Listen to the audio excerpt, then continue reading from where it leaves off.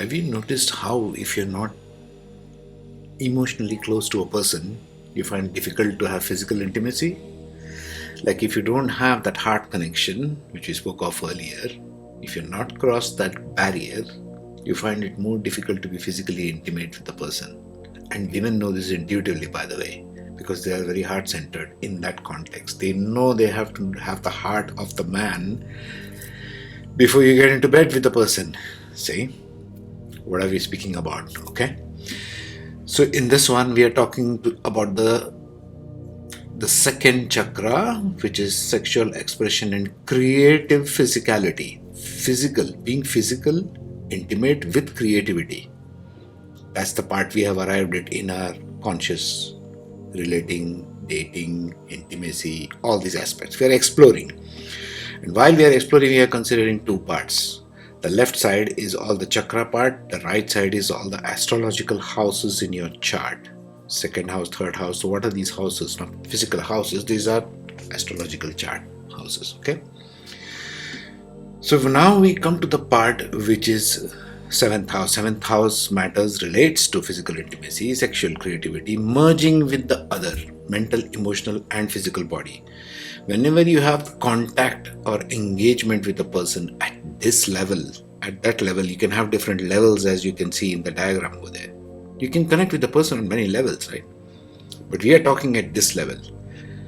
At the level where you procreate, at the level of reproduction, at the level of deep physical engagement with earth.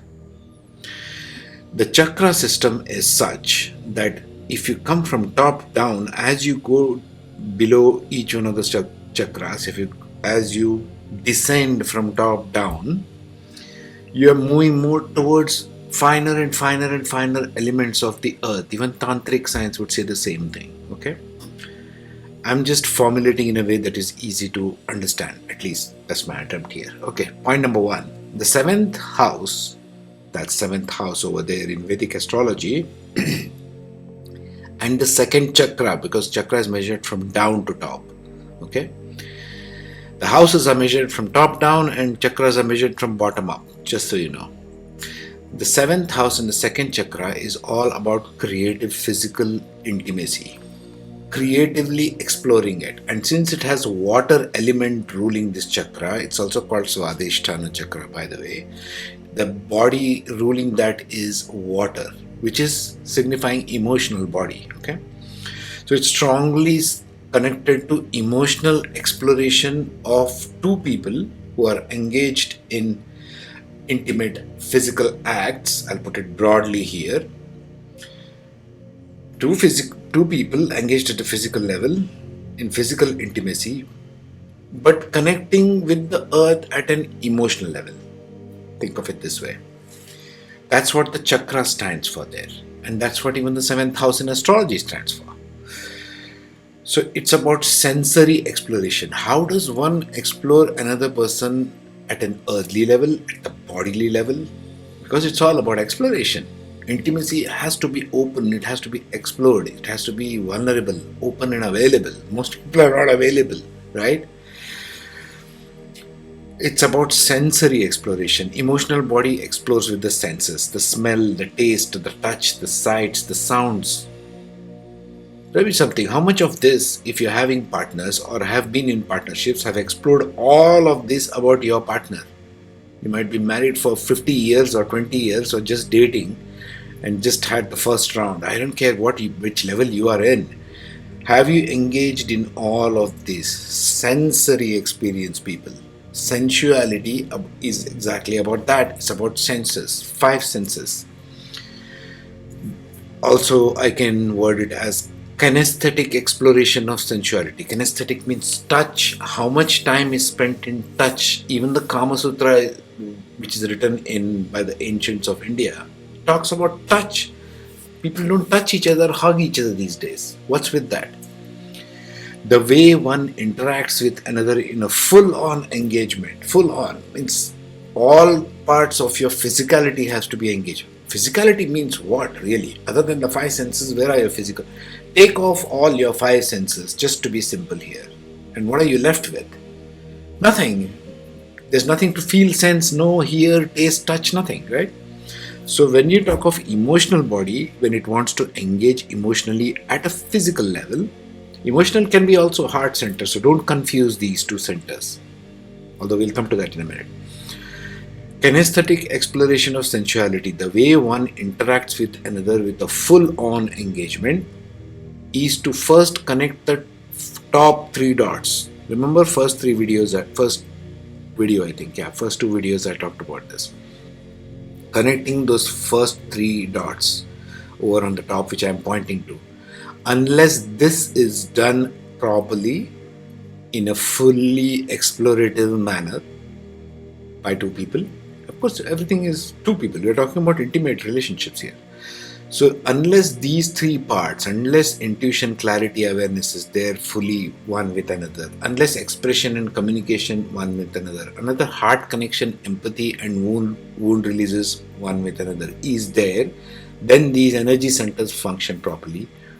Only then the seventh aspect will become deeper level of engagement with earth. We are talking engagement with earth because we are in an earthly body.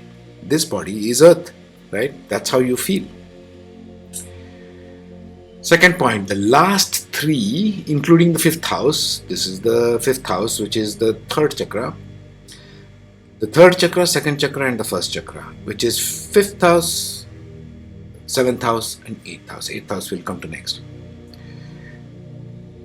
All these three chakras have to be considered with masculine and feminine side, which I have marked as the center, splitting the human being in half, and left side is feminine, right side is masculine.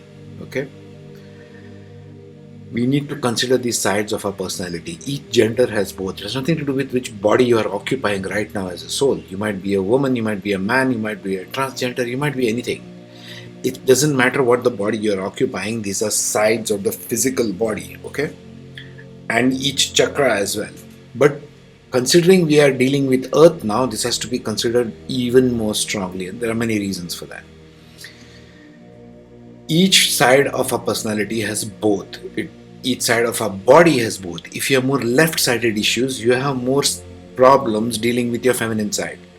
If you have more issues in the physical body with your right side, you have more masculine related issues. Doesn't matter if you're a man or a woman. Each gender has both sides. What are we dealing with? The masculine, the feminine here being introvert, which is implied, implicit. Okay? And an extrovert and explicit, which is masculine. Masculine goes outward, feminine goes inward. To fully understand one's own masculine and feminine side, to be that, to accept that, that's a big one. Many people cannot come to accept these things.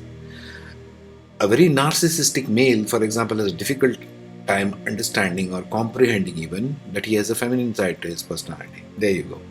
And move with that in the world with your partner and should consciously relate. This is what conscious relating means. Okay.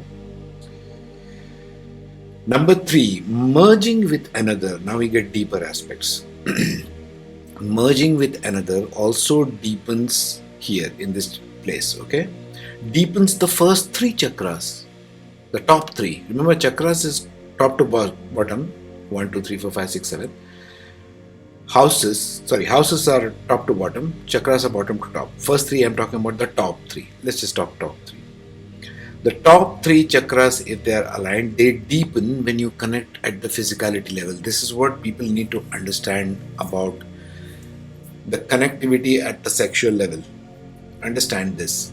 This is very, very important, because when you connect at this level, all these upper 3 are affected in you and in the other person. This explains, first 3 chakras. It is a powerful center of healing for the emotional body. Why? Because Swadhisthana chakra has got water element in it. So it is all about emotional body at the physical level. If you are not doing these first 3 properly and engaging in intimate acts with another, you might end up damaging your own top 3 dots there.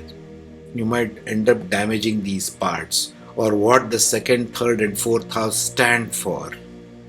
There are so many things here. There can be a dictionary written about this. That's what you are damaging. If you're just having random acts with random strangers, one night stands, whatever. So the energy, this also explains the seventh house bhavat bhavam, higher self, which I explained in the earlier ones.